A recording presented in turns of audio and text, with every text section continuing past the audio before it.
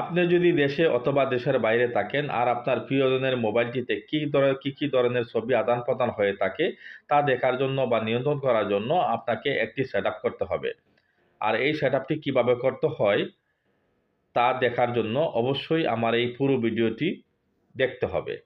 আর ভিডিওটি যদি আপনার দেখতে ভালো লাগে তাহলে এরকম আরও অনেক ইন্টারেস্টিং ভিডিও পেতে অবশ্যই আমার পেজটি ফলো দিবেন এবং শেয়ার করবেন এবং ইউটিউব চ্যানেলটি সাবস্ক্রাইব করে দিবেন। তাহলে চলেন দেখে নিই কীভাবে ভিডিওটি করতে হয়। এই সেটআপটি করতে আমাদের প্রথমে যে কাজটি করতে হবে তা হচ্ছে আমরা ফটোস অ্যাপসে যাব। ফটোস অ্যাপসে যাব। এই ফটোস অ্যাপসে গেলাম।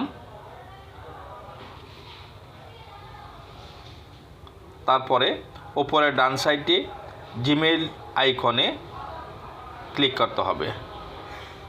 জিমেইল আইকনে ক্লিক করতে হবে।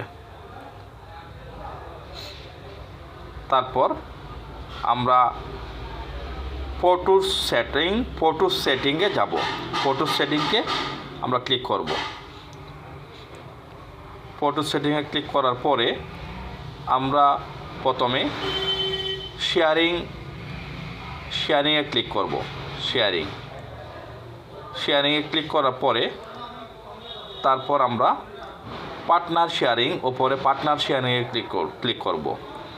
পার্টনার শেয়ারিং, এই যে পার্টনার শেয়ারিং ক্লিক করলাম। তারপরে আমাদেরকে সিলেক্ট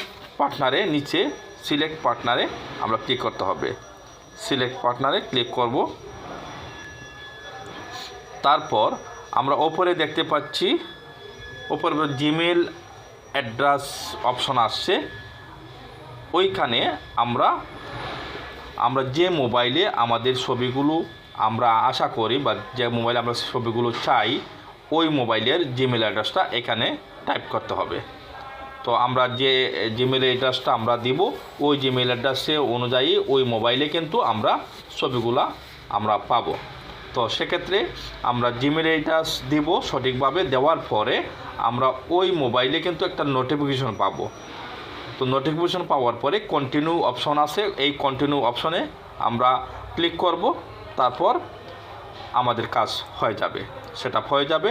এরপর আমরা পুরোপুরি কাজগুলো আমরা যা আশা করি আমরা সেটআপটা করছি তা কিন্তু আমরা করতে পারবো। আশা করি আপনারা বুঝতে পারছেন। ভিডিওটি দেখার জন্য সকলকে ধন্যবাদ।